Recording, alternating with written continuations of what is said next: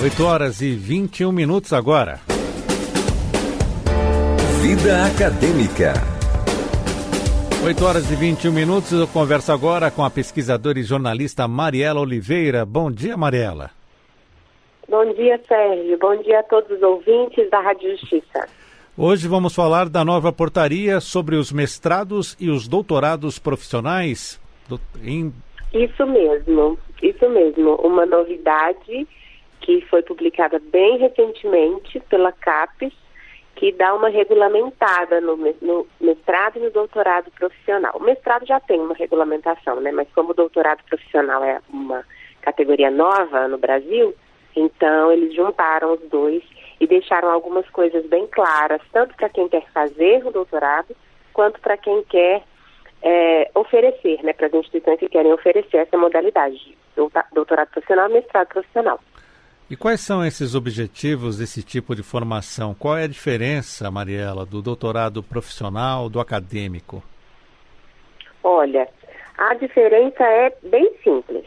Na verdade, quando a gente fala de um mestrado e doutorado acadêmico, ele não necessariamente precisa de ter uma vinculação direta com alguma aplicação na sociedade. O estudo não tem uma aplicação direta de mudança em algum processo de trabalho, algum procedimento, ele pode acontecer isso, mas não tem essa obrigatoriedade. Já no mestrado e no doutorado profissionais, isso é a base, é fundamental que o estudo a ser desenvolvido pelo mestrando e pelo doutorando tenha uma conexão muito direta e objetiva com algum problema aplicado em alguma área muito específica. Tanto, Sérgio, que alguns mestrados, e aí agora possivelmente com a abertura do doutorado profissional, muitos são formatados especificamente a partir de uma demanda de alguma empresa, de alguma área do setor produtivo, que tem algum problema, e aí, por exemplo, se abre uma turma para todos os alunos trabalharem especificamente diferentes olhares sobre esse problema. Por exemplo, dando um exemplo bem prático, né? No mestrado e no doutorado acadêmico, eu posso me ater na minha pesquisa a uma pesquisa básica, onde eu vou estudar um pouco das teorias, contribuir com a ciência e tecnologia muito no nível teórico, que é importante também, né? Porque não adianta só ficar no achismo, a gente precisa de bases teóricas.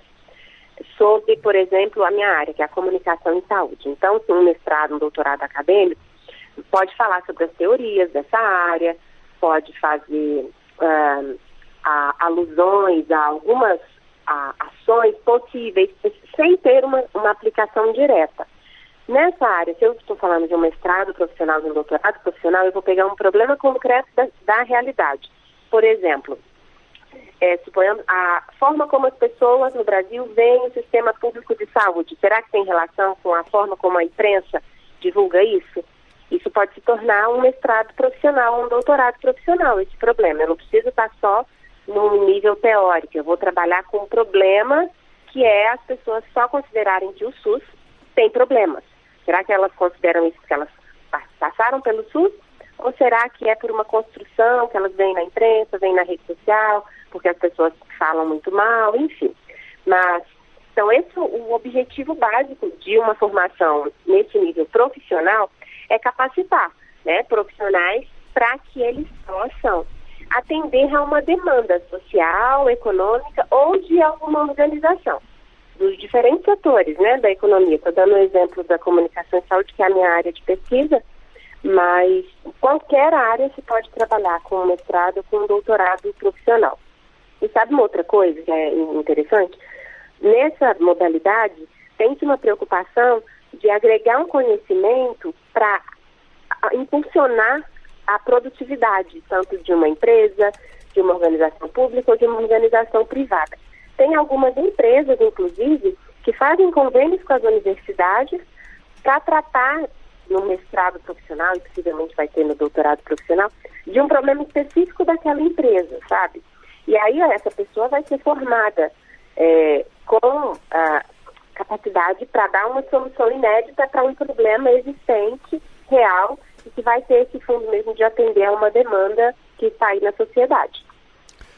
E Mariela, as regras ou as exigências são as mesmas das pós-graduações tradicionais ou não? Sim, sim.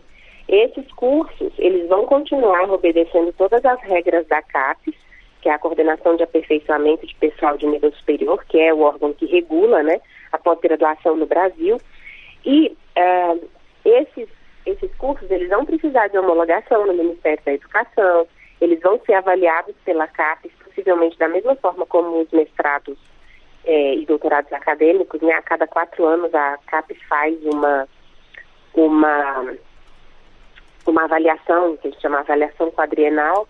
Então, sim, não significa que vai ser um mestrado ou um doutorado mais fácil, viu, Sérgio? Porque, inclusive, ele pode ser até mais difícil, já que tem que ter essa vinculação muito direta com uma aplicação prática, com a solução de um problema prático.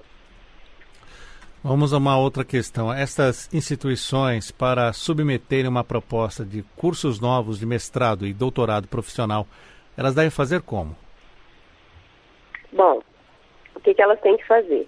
Elas têm que apresentar propostas diretamente para a CAPES, que vai criar um calendário, né? E vai publicar no Diário Oficial esse calendário da época em que as instituições podem submeter propostas para oferecer mestrado e doutorado profissional.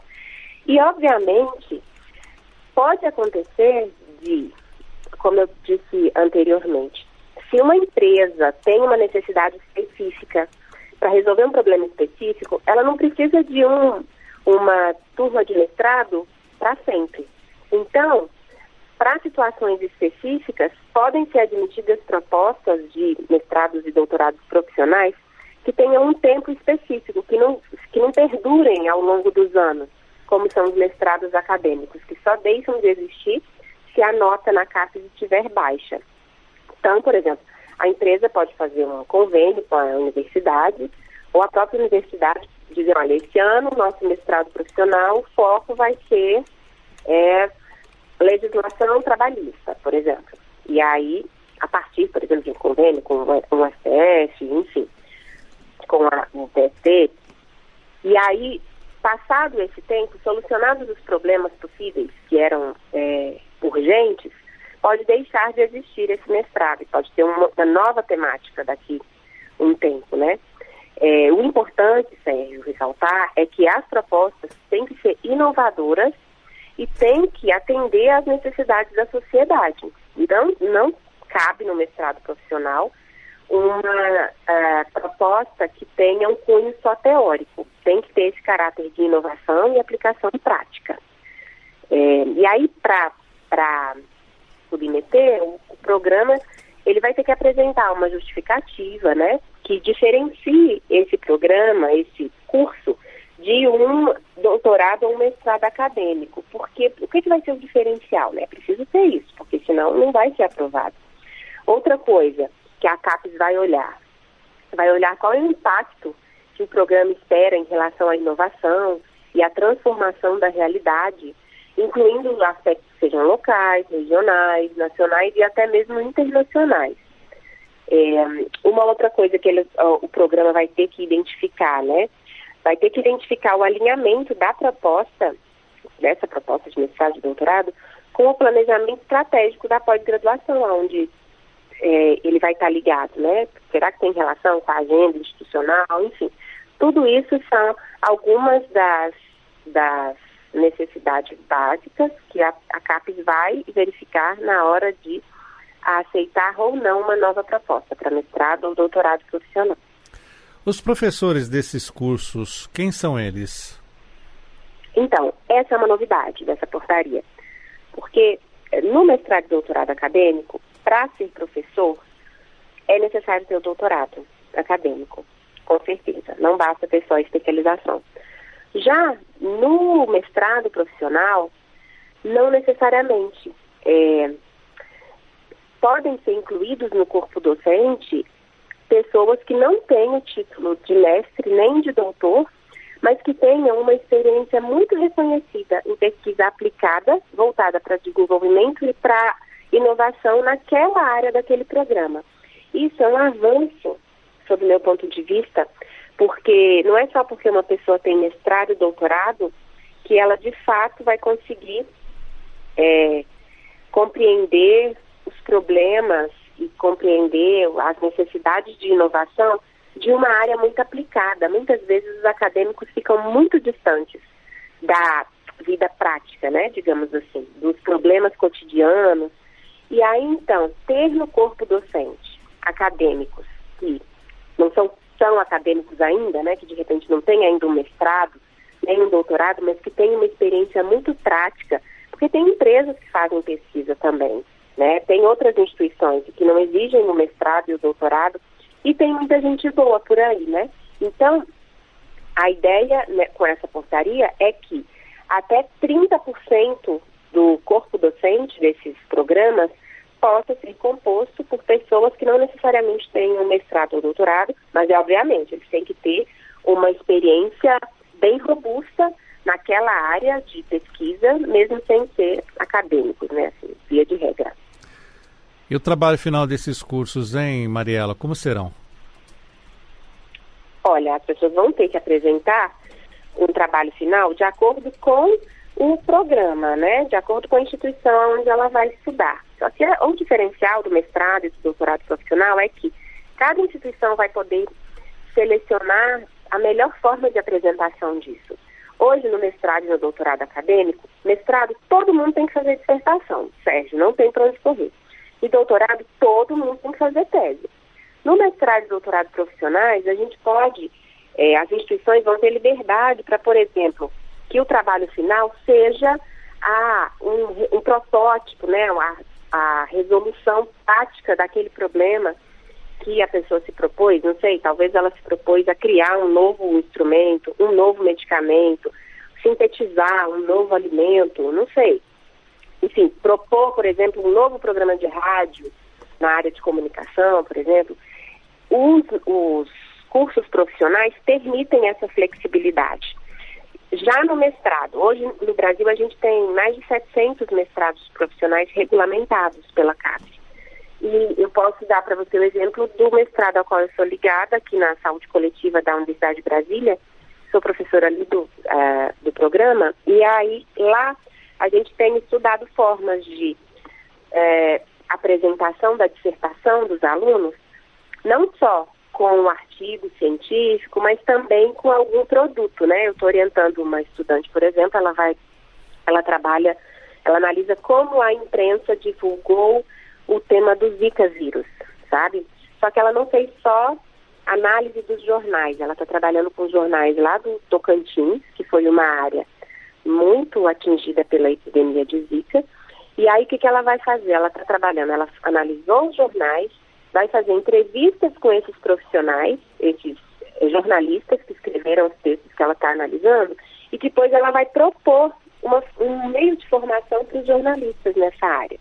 Então, o trabalho do mestrado profissional, como eu estou dizendo, talvez as pessoas podem pensar que pode ser mais fácil, mas ao contrário, ele pode até ficar mais trabalhoso, porque eu preciso apresentar um produto prático. No caso da minha aluna, a gente ainda não definiu se ela vai fazer, por exemplo, uma videoaula, um curso online, se vai ser, sei lá, enfim, a gente não definiu ainda. Mas aí isso, cada programa vai ter, né, a partir dessa portaria, essa flexibilidade do mestrado profissional. Quero agradecer a participação da pesquisadora e jornalista Mariela Oliveira, mais um quadro Vida Acadêmica de hoje, falando sobre a nova portaria sobre os mestrados e doutorados profissionais. Mariela, muito obrigado, até a próxima semana. Eu que agradeço, obrigada, Sérgio, tchau, tchau.